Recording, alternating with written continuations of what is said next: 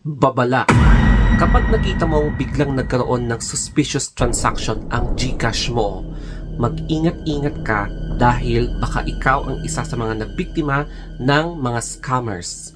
At kapag hindi ka nag-update regularly sa GCash mo, tapos may laman pa ito, merong posibilidad na pwede itong galawin ng mga scammers, lalong na kapag merong nakalink na accounts mo sa Lazada, Shopee o kaya sa bangko. Alam mo ba na sobrang dami na ngayon ang mga scammers na ginagamit ang GCash, and kapag ikaw ang hindi familiar sa mga scammers na to, baka ikaw na ang kanilang next victim.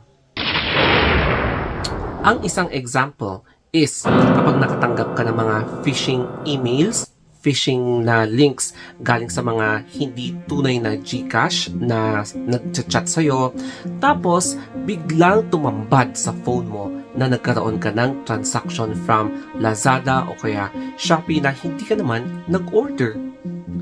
Kaya tatalakayin natin ang 5 helpful tips para maiwasan mo na maging biktima ng GCash scam. Pinakauna sa lahat is change your username and password. So, yan ang pinakauna kasi hindi mo na malayan na na-penetrate na nila yung account mo by bypassing your username and password.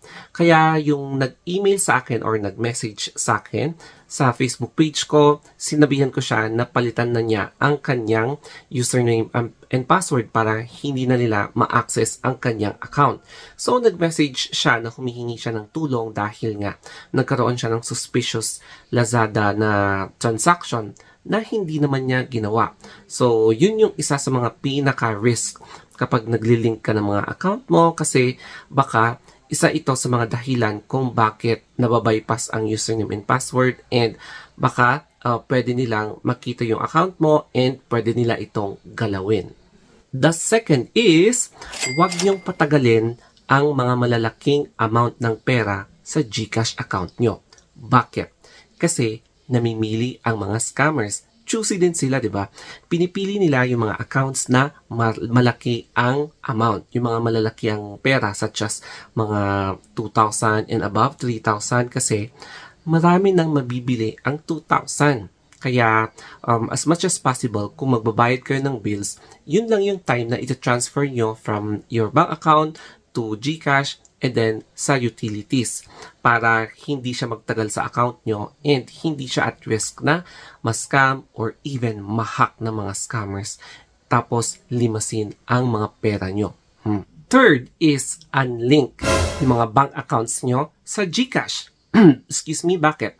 It's because para hindi apektado ang mga nakalink na bank accounts nyo in any case na ma-hack yung GCash nyo para hindi ma-compromise yung mga bank accounts nyo kasi mahirap na kapag nakalink siya. There's a possibility, correct me if I'm wrong dito, na pwede nilang silipin kung ano yung laman ng bank mo, and pwede silang mag-send ng phishing link para mautukan nila na mag-login ka sa bangko mo online using your username and password, and then dun na sila e-eksena. So, mag-ingat-ingat kayo kasi delikado talaga kapag nag-click ka sa mga phishing links using sa mga link accounts.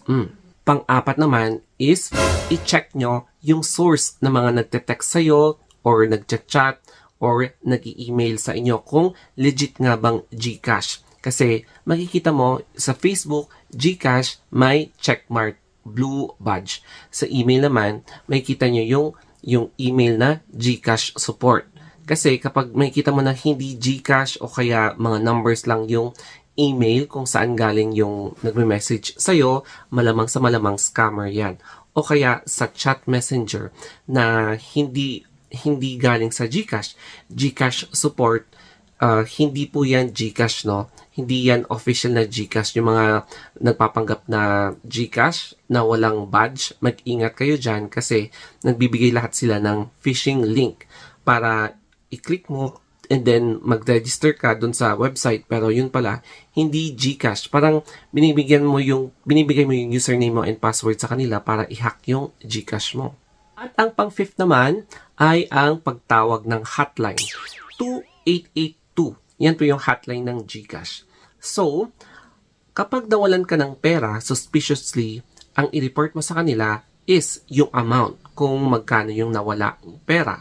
And then, yung GCash number mo as a sender and GCash number ng receiver if ever man na there is an information na nakita mo kung kanino na-send yung pera.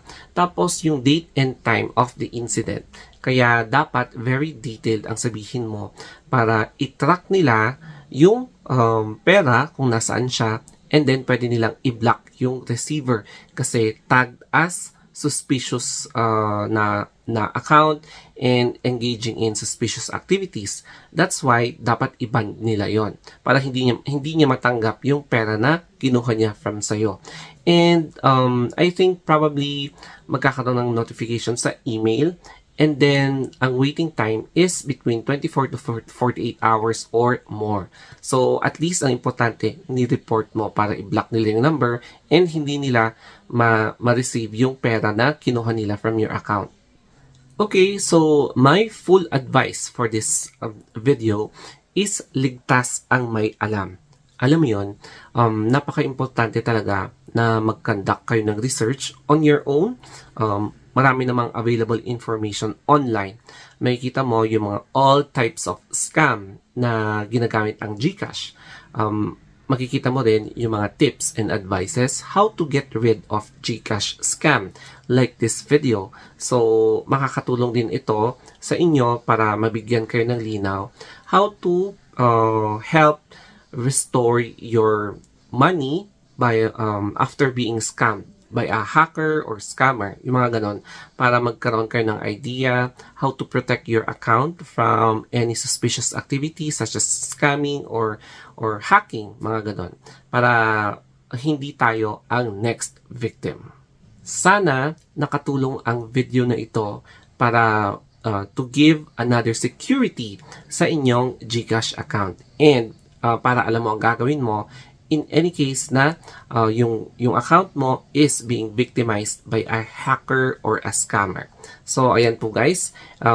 Thank you sa mga tiwala nyo sa aking videos and more advice to come. And that's all guys. You can add additional information kung medyo nagkulang ang aking mga explanation. And I am always willing to learn. So, sensya na sa mga hindi pa kontento sa aking videos or kapag may kulang pa.